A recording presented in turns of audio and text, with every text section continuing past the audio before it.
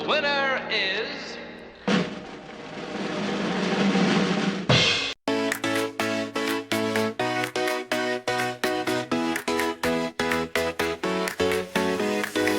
The PFL, it's the PFL, the PFL, the PFL, it's the PFL, the PFL, the PFL, it's the PFL, the cap, the cap, the PFL, it's the PFL, the PFL. Mabuhay PFL fans, and welcome to another PFL recap with me, Andy K. Today we're gonna crown the champion of the PFL. Will it be Kaya or will it be Digger? And also, who will join them in the final series to battle for a place in the Shopee Cup. Also, we're gonna take a look about my predictions I did in my first video, see how they compare to the actual results.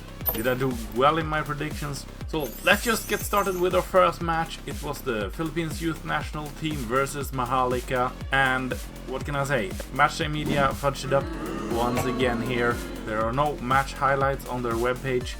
Also, the whole match is gone there. I think the stream went down during the match. I didn't watch it live because I was a little bit busy. I had planned to watch it afterwards, but that plan got screwed up. So I've only managed to find 3 small highlights from the match. And the first one was a nice save by Gonzalez in the youth team there. Then we saw the youth team scored 1-0 by Craig. And then Serge Kaola made it 1-1. Maharlika did score one more to make it 2-1. Chun Xiang Yu scored, but I believe that was his first goal. He's one of the new Taiwanese players who joined on loan. Then we go to Mendiola versus One Taguig. It was a convincing win for Taguig, although Mendiola almost made it through to half-time with 0-0. In the 45th minute, One Taguig captain Arnel Amita showed the way, 1-0 to Taguig. And they also made it 2-0 before the half-time whistle, Oliver Bias this time. In the second half, Andres Aldeguer made it 3-0 in the 57th minute. 4-0 came after some quick play by Taguig, a very happy Solomon Obina Okereke with the last touch. Oliver Bias got his brace in the 75th minute, and the match finished 5-0 to Taguig. That confirms what we already knew, that One Taguig will play in the final series.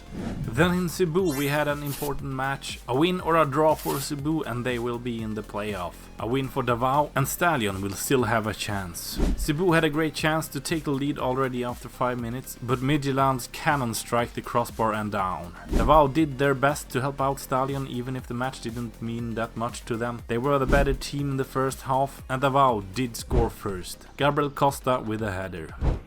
Costa then had a great opportunity to make it 2-0, but his shot hit the post. In the second half, Cebu started to wake up. They had a couple of chances, but still looking for that goal that they needed.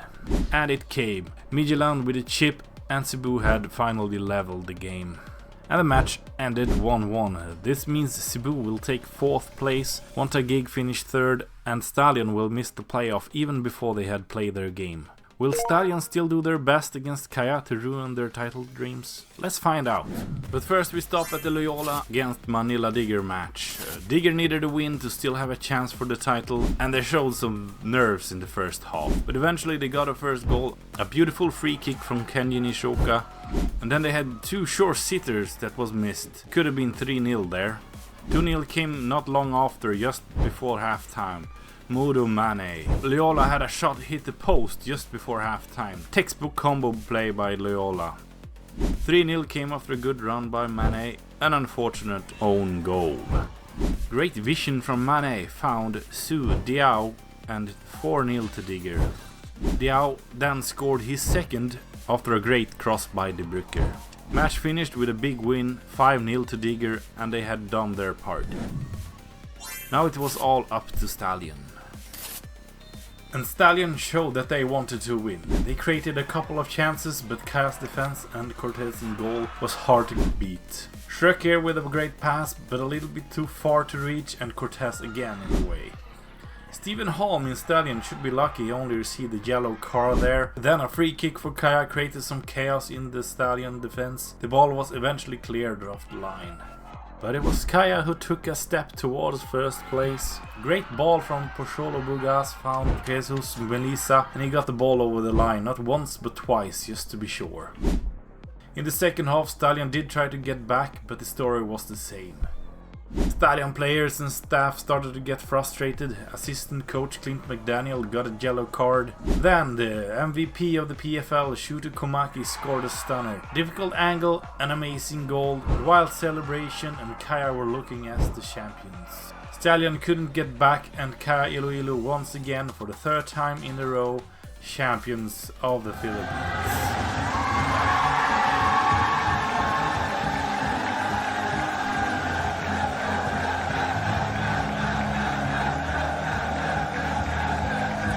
Well deserved.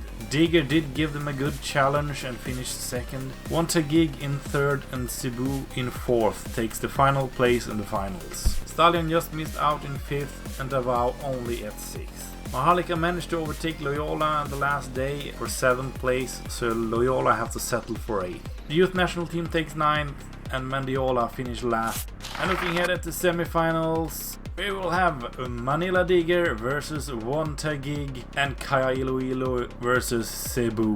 And the winner in these matches will go to the final. So how did I do in my predictions that I did in my first video? Well, let's see. Let's start from the bottom here. I did put the youth team in last place, and they finished 9th, so not far off.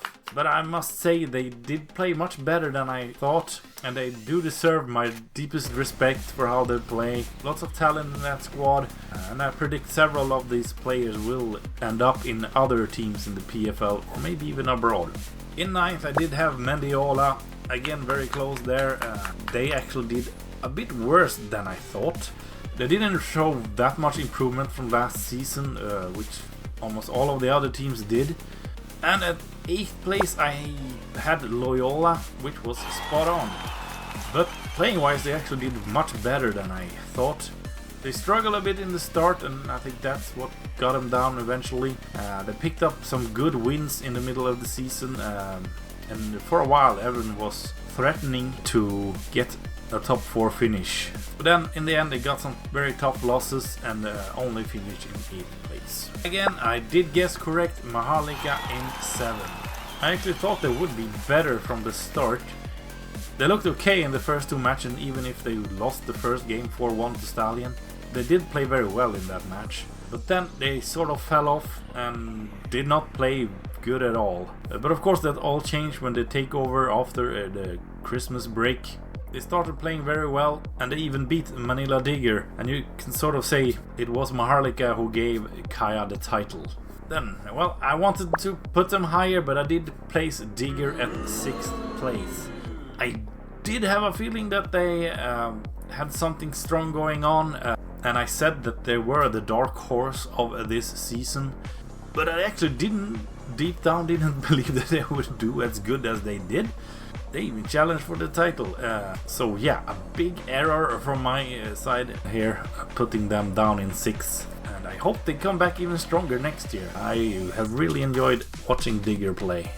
And then at 5th I was again totally wrong. I actually put Kaya in 5th. I don't know what I was thinking. Just, it felt like all the other teams had improved their squads so much. Didn't really cross my mind that Kaya didn't need that much strengthening. They were already a very good team, and of course they did get in some good players there as Pocholo Bugas. So yeah, I was totally off there. In 4th I correctly put Cebu.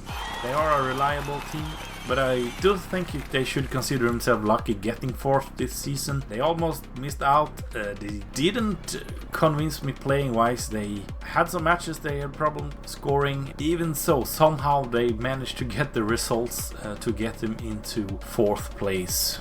And in 3rd I thought Stallion up. They should be disappointed with the 5th place. Their squad was stronger than Cebu's. They started off very good, then they had some heavy losses against Davao, Kaya and Loyola. Of course they come back and win against Digger, and then the last 6 matches of the season they only won once against Cebu. So yeah, they should be disappointed with a 5th finish. And in 2nd place I had put One Taguig. And of course they finished third, so close. They are the most valued team in the PFL on Transfermarkt. I still stick with my prediction that One Taguig will take home the finals. And then maybe we don't need to discuss who I put in first. Let's just forget about them. No? Okay then. I really thought Davao had strengthened the team so much that they would be a serious contender this year. Before they had played very well in the Copa, they played very well last season. New players did not perform as well as I thought. Many disappointing performances, and some of them even left already after the Christmas break. I think a 6th place for Davao should be considered a failure. In their defense, this was a very strong season of the PFL. Many strong teams, many tight matches. I think the most competitive season ever. I hope now that all teams come back next season and even step up one more level to make this league what it deserves to be. That is it for this week's PFL recap. First, I just also want to say I'm sorry I didn't come up with a video earlier than this. I had a little mini vacation with my family. I couldn't edit the video, and then of course it was the Easter holiday, so it was a lot of stuff to do, so it comes a little bit late. I hope it's fine with you. Remember to comment down below what your thoughts are about the outcome of this league, and what do you think about the finals. Who are you picking as the winner? Thank you all for watching, and as always, like, share and subscribe. Paalam.